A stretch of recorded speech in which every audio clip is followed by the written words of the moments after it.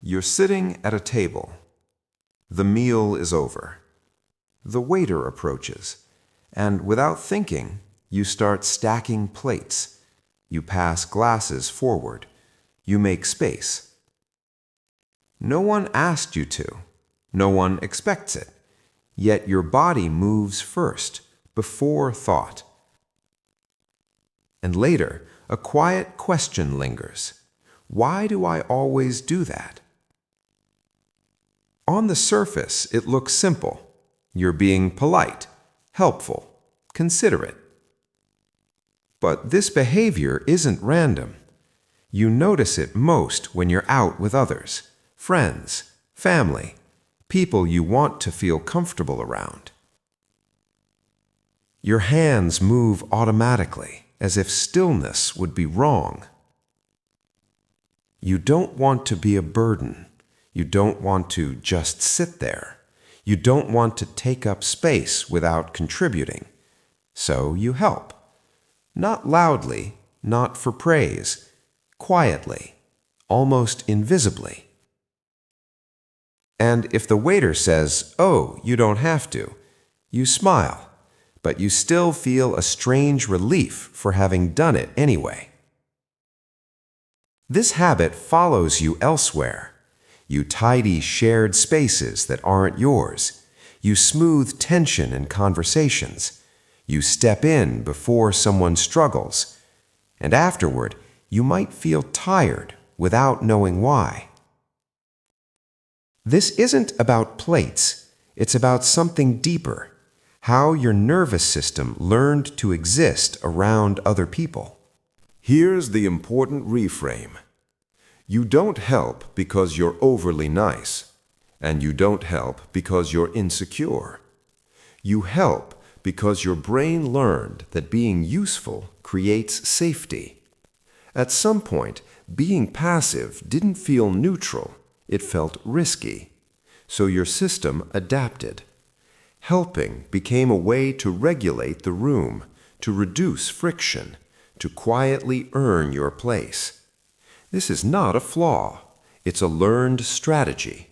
And like all strategies formed early, it made sense at the time. But to understand it fully, we need to look at how the brain links behavior to belonging. Let's slow this down. The brain is constantly scanning for social safety, not consciously, but through the threat detection system, largely driven by the amygdala. If early on you learned that harmony depended on you being helpful, your brain stored a simple rule: contribution reduces risk. So, when you're in shared spaces, especially hierarchical ones like restaurants, your nervous system activates, not with fear, but with readiness. Here's the metaphor. Imagine your brain like a motion sensor light. In some people, it turns on only when there's real danger. In others, it turns on when there's potential discomfort. Helping the waiter becomes a way to turn the light back off. There's also a behavioral conditioning loop at play. Helping plus positive social feedback equals relief. Even if no one thanks you, your body registers relief because you did something. This isn't generosity alone, it's preventative regulation. And the mental model looks like this. Presence and stillness equals uncertainty. Action and usefulness equals safety. Once this loop forms, it runs automatically. Which raises the question, how do you tell the difference between genuine kindness and nervous system habit? Practical framework. This isn't about stopping the behavior.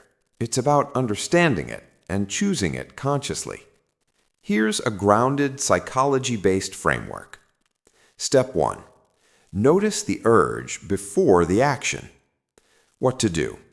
The next time you reach for a plate, pause internally, just half a second. Why it works. This engages the prefrontal cortex, interrupting automatic threat response patterns. Real-life example. You feel your hands move forward. You notice the impulse before completing it. You don't stop, you just notice. That awareness matters. Step 2. Ask what you're regulating. What to do? Silently ask, what am I trying to ease right now? Why it works. The brain often confuses internal tension with external responsibility. Real-life example. Is the waiter overwhelmed, or are you uncomfortable sitting still? This question separates empathy from anxiety. Step 3. Let one moment of stillness happen. What to do? Once in a while, don't help immediately. Why it works. Stillness retrains the nervous system to tolerate non-contribution without danger. Real-life example. You keep your hands in your lap. Nothing bad happens. Step 4. Choose help. Don't default to it. What to do? Help only when it feels intentional, not automatic. Why it works. Choice restores agency. Agency reduces compulsive behavior. Real-life example. You help because you want to, not because silence feels wrong. Step 5. Notice where else this pattern shows up. What to do? Observe other moments where you smooth situations. Why it works. Patterns rarely exist in isolation. Seeing them broadly reduces self-judgment. Real-life example. Interrupting your rest to assist. Explaining things no one asked for. Awareness dissolves compulsion. Here's the model to remember. Helping isn't the issue. Automatic helping is. Your brain learned that usefulness equals belonging. That rule once protected you, but you're allowed to update it. Think of your nervous system like a guest at the table. It learned to stand up quickly in case it was needed. Now, it's learning something new. That sitting down doesn't mean disappearing. So when you notice yourself stacking plates, don't criticize it. Let it tell you a story about how early you learned to be attentive, responsive, useful. Those traits aren't wrong. They're just no longer required for you to belong. You don't have to earn your seat. Sometimes being present is enough. And your nervous system can learn that slowly, quietly, in time.